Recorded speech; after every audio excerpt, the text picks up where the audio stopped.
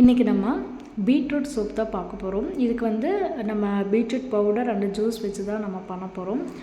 எப்பயுமே நம்ம ஆயில் வந்து மல்டி ஆயில் தான் செலக்ட் பண்ணுறோம். ஏன் அப்படின்னா ஒவ்வொரு ஆயிலுக்கும் ஒவ்வொரு பெனிஃபிட் இருக்கும். ஒன்லி கோகோனட் ஆயில் மட்டும் பண்ணோம்னா ஸ்கின் ரொம்ப ட்ரை ஆயிரும்.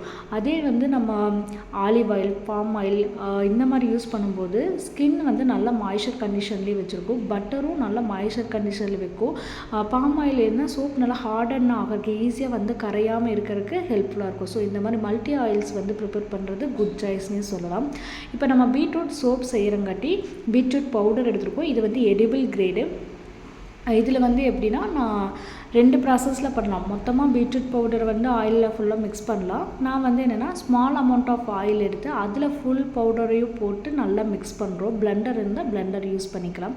இந்த மாதிரி பண்ணும்போது என்ன ஆகும் அப்படின்னா ஆயிலில் வந்து நம்ம போடுற பவுடர் எந்த ஒரு லம்ப் இல்லாமல் ஈவனாக வந்து கரைஞ்சிருக்கும். அதுக்காக தான் இந்த ப்ராசஸ் நம்ம பண்ணுறோம். இப்போ பார்த்திங்கன்னா பீட்ரூட் பவுடர் வந்து full amount of oil mix பண்ணி கலர் வந்துருச்சு. பீட்ரூட்டோட கலர் ஃபுல்லாக ஆயில் ஃபுல்லாக நம்மளுக்கு கிடச்சிருச்சு.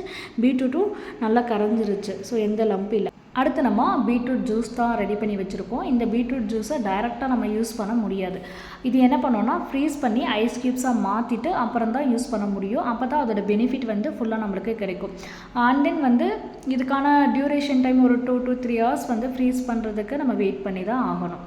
இப்போ பார்த்திங்கன்னா நம்மளுக்கு பீட்ரூட் ஐஸ் க்யூப்ஸ் ரெடியாக இருக்குது. காஸ்டிக் சோடா இருக்குது. இப்போ வந்து இந்த ஐஸ் க்யூப்ஸில் காஸ்டிக் சோடாவை கொஞ்சம் கொஞ்சமாக தான் ஆட் பண்ண போகிறோம். இப்போ ஆட் பண்ணதும் என்ன ஆகும் அப்படின்னா கலர் அப்படியே வந்து டல் ஆகிடும். நம்ம இந்த ரெசிப்பியில் வந்து எல்லாமே நேச்சுரலாக தான் யூஸ் பண்ணியிருக்கோம். Beetroot juice and beetroot powder. ஆனாலும் நம்மளால் பீட்ரூட் கலர் வந்து அச்சீவ் பண்ண முடியாது. அப்படி கலர் வேணும் அப்படின்னா நம்ம வந்து ஆர்டிஃபிஷியல் கலர்ஸ் தான் யூஸ் பண்ணுற மாதிரி இருக்கும். இப்போ நம்மளுக்கு லைட் சொல்யூஷன் ரெடியாக இருக்குது. இதையே நம்ம ஆயிலில் போர் பண்ணுறோம். இப்போ பார்த்திங்கன்னா நம்ம ஆயிலும் லைட் சொல்யூஷனும் மிங்கிள் ஆகும்போதும் என்ன ஆகும்னா கலர் மறுபடியும் டல் ஆயிடும். நம்ம வந்து பீட்ரூட் கலர் கிடைக்காது. மற்ற எல்லா சோப் ரெசிபிலையும் நான் வந்து எசென்சியல் ஆயில் தான் யூஸ் பண்ணியிருப்பேன் ஃப்ராக்ரன்ஸ்க்கு. ஆனால் இந்த சோப் ரெசிப்பியில் வந்து நான் வந்து ஃப்ராக்ரன்ஸ் ஆயில் தான் யூஸ் பண்ண போகிறேன். ஏன் பர்டிகுலர் ஃப்ராக்ரன்ஸ் ஆயில் அப்படின்னு சொல்கிறோம் அப்படின்னா நம்ம எசென்சியல் ஆயிலாக இருந்தால் அது வந்து நேச்சர் சோர்ஸ், ஒன்றும் பிரச்சனை இல்லை. ஆனால் ஃப்ராக்ரன்ஸ் ஆயில் அப்படிங்கிறது ஏதோ ஒரு ஆயிலில் நம்ம ஃப்ராக்ரன்ஸை ஆட் பண்ணி கொடுக்குறாங்க. அது நம்மளோட சோப் ரெசிப்பியில் எப்படி ரியாக்ட் ஆகுது அதுவும் நம்ம தெரிஞ்சுக்கணும். அதுக்கான நாலேஜும் நம்மளுக்கு இருந்தால் தான் நம்ம வந்து அதில் சோப் டெக்னிக்ஸ் எல்லாம் யூஸ் பண்ண முடியும். இப்போ சோப் டெக்னிக்ஸ் அப்படின்னா நம்ம லேயர் சோப் பண்ணலாம், ஸ்வர்ட் சோப் பண்ணலாம். இந்த மாதிரி நம்ம டெக்னிக்ஸ் யூஸ் பண்ணுறதுக்கு ஃப்ராக்ரன்ஸ் ஆயில் எப்படி ரியாக்ட் ஆகுது நம்ம ரெசிப்பியில் அப்படிங்கிறத தெரிஞ்சுக்கணும். இப்போ பார்த்திங்கன்னா நம்ம ஃப்ராக்ரன்ஸ் ஆயிலை சோப் பேட்டரில் ஆட் பண்ணிட்டோம். ஆட் பண்ணதுமே என்ன ஆயிடுச்சுன்னா பேட்டர் திக்காக ஆரம்பிச்சிருச்சு சீக்கிரமாகவே. அப்போ என்ன பண்ணோம்னா நம்ம டைமை வேஸ்ட் பண்ணாமல் மோல்டுக்கு ட்ரான்ஸ்ஃபர் பண்ணி தான் ஆகணும். இல்லை அப்படின்னா என்ன ஆகணும், அது வந்து போரிங் கன்சிஸ்டன்சிலேருந்து ரொம்ப சாலிடாகிடும். இப்போ பார்த்திங்கன்னா நம்ம சிங்கிள் பீஸ் இருக்கிற மாதிரி மோல்டில் தான் போர் பண்ணுறேன். இப்போவே தெரியும் அந்த சேஃபை வந்து நம்ம பர்ஃபெக்டாக கொண்டு வர முடியாது. அந்த அளவுக்கு வந்து பேட்டர் திக்காகிட்டே இருக்குது. அதுக்காக தான் இந்த மாதிரி மோல்டு யூஸ் பண்ணி காமிக்கிறேன். இதே நீங்கள் 500 கிராம் 1000 கிராம் லோஃபில் நீங்கள் வந்து போர் பண்ணுறீங்கன்னா இவ்வளோ ஸ்ட்ரகிள் இருக்காது. அதுவும் சிங்கிள் கலர் இந்த மாதிரி ஒன்லி பீட்ரூட் சோப் அப்படின்னா பிரச்சனை இல்லை.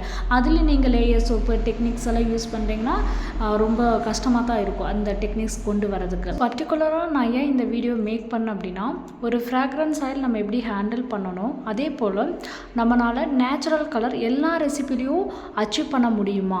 கண்டிப்பாக முடியாது.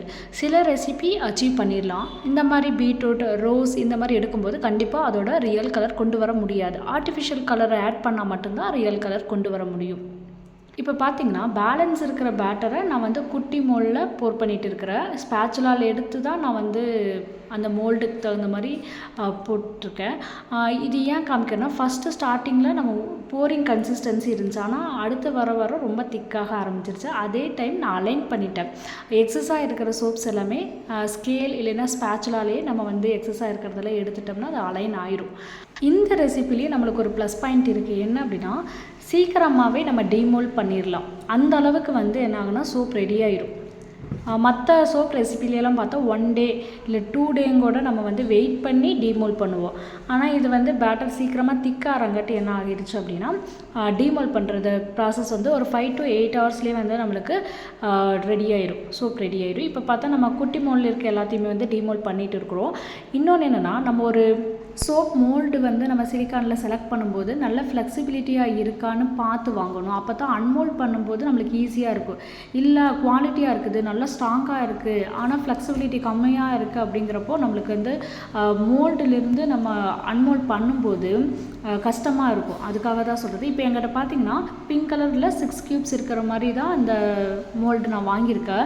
எங்கிட்ட இருக்கலே இதுதான் குவாலிட்டியாக இருக்குதுன்னு நான் நினச்சிட்டு இருந்தேன். ஆனால் ஃப்ளெக்சிபிலிட்டி கம்மியாக இருக்குங்காட்டி நம்ம வந்து சோப் அன்மோல்ட் பண்ணுறப்போ கொஞ்சம் கஷ்டமாக தான் இருக்கும். அதே மற்ற மோல்டை நான் போர் பண்ணி அன்மோல்ட் பண்ணுறப்போ ரொம்ப ஈஸியாக இருக்கும். ஸோ ஃப்ளெக்சிபிலிட்டியை கரெக்டாக பார்த்து வாங்கிக்கோங்க.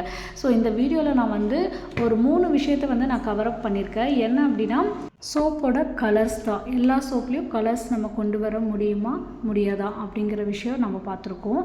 இன்னொன்று வந்து என்னென்னா ஃப்ராக்ரன்ஸ் ஆயிலுக்கும் எசென்சியல் ஆயிலுக்கும் இருக்கிற டிஃப்ரென்ஸ் தான் பார்த்துருக்கோம்.